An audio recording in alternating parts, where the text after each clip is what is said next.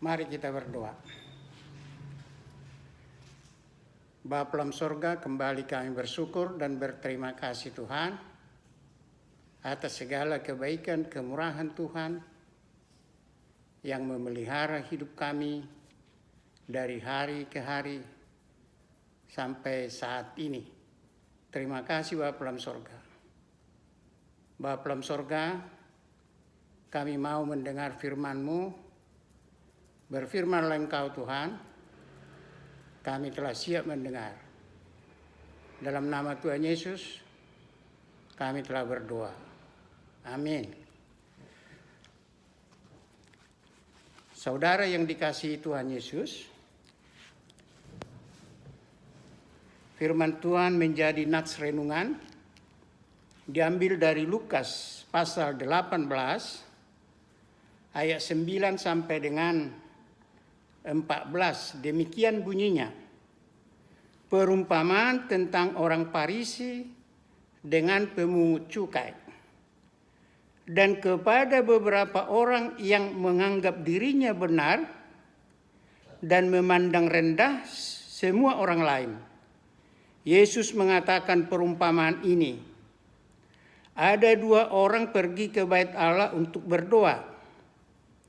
Yang seorang adalah Farisi dan yang lain pemungut cukai. Orang Farisi itu berdiri dan berdoa dalam hatinya begini. Ya Allah, aku mengucap syukur kepadamu karena aku tidak sama seperti semua orang lain. Bukan perampok, bukan orang lalim, bukan pezina, dan bukan juga seperti pemungut cukai ini. Aku berpuasa 2 kali seminggu, aku memberikan 1/10 dari segala penghasilanku, tetapi pemungut cukai itu berdiri jauh-jauh, bahkan ia tidak berani menengadah ke langit, melainkan ia memukul diri dan berkata, Ya Allah, kasihanilah aku orang berdosa ini. Aku berkata kepadamu, orang ini pulang ke rumahnya sebagai orang yang dibenarkan Allah, dan orang lain itu tidak. Sebab barang siapa meninggikan diri, ia akan direndahkan, dan barang siapa merendahkan diri, ia akan ditinggikan. Demikian firman Tuhan.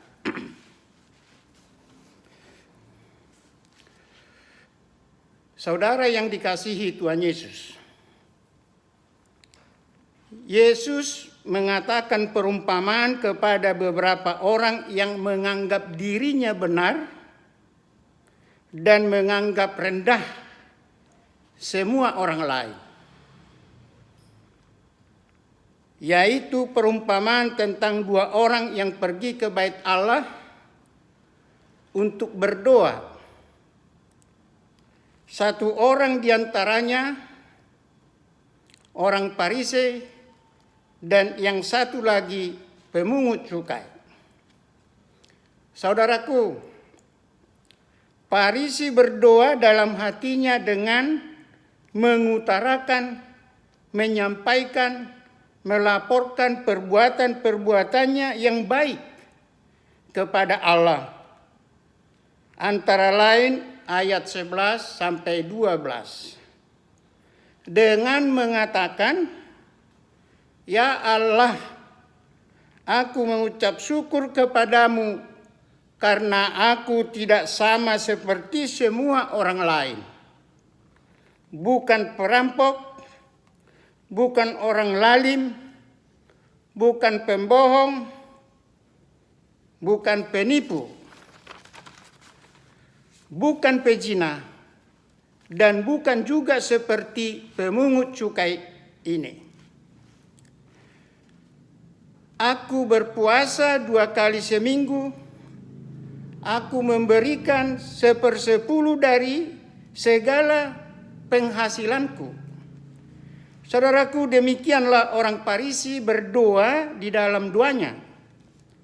Saudara yang dikasihi Tuhan Yesus, Jika Farisi berdoa dengan menyombongkan kebaikan-kebaikannya kepada Allah, namun pemungut cukai berdoa sangat-sangat jauh beda, saudaraku, dengan doanya orang Farisi.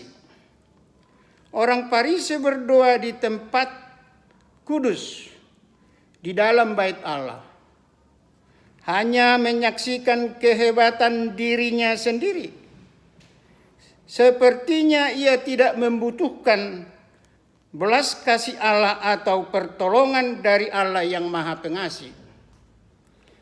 Sebagaimana doa orang Kristen umumnya, sesuai perintah Yesus Lukas 11 ayat 2 sampai dengan 4, yang dimulai dengan sapaan Bapa dan dilanjutkan dengan dua permohonan untuk Allah Bapa, agar dikuduskan nama Tuhan di dunia ini dan kerajaan sorga terwujud di dunia ini.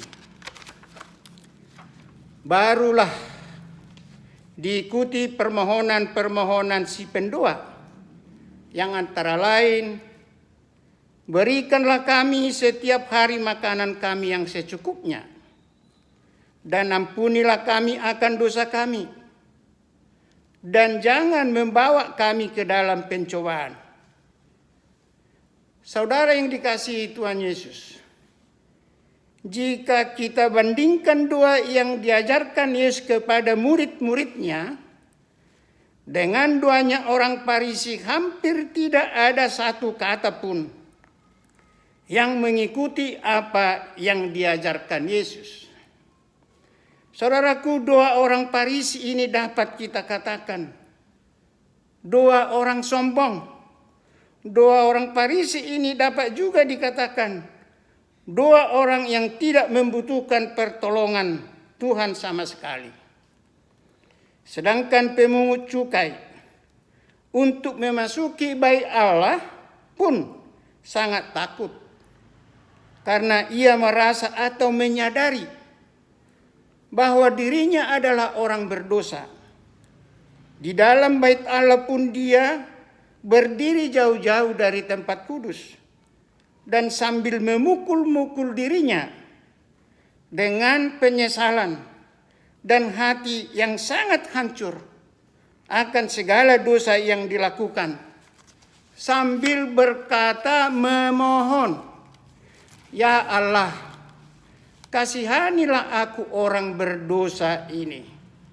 Saudaraku, kepada orang seperti pemungut cukai ini yang menyesali dosa-dosanya dengan hati yang hancur remuk, Yesus katakan bahwa dia pulang ke rumahnya dengan dibenarkan oleh Allah, bukan seperti yang lainnya. Artinya, saudaraku, doa orang yang rendah hati seperti pemungut cukai inilah yang dibenarkan oleh Allah. Seperti Yesus katakan ayat 14b, sebab barang siapa meninggikan dirinya, ia akan direndahkan. Dan barang siapa merendahkan dirinya, ia akan ditinggikan. Saudaraku, orang Farisi memberi persepuluhannya melebihi dari tuntutan Taurat Tuhan. Bilangan 18 ayat 21.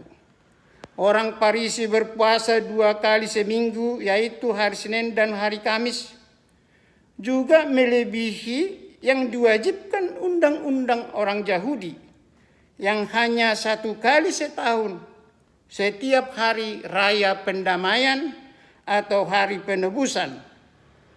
Orang Farisi tidak berzina, orang Farisi tidak lalim, tidak jahat, dan tidak rampok.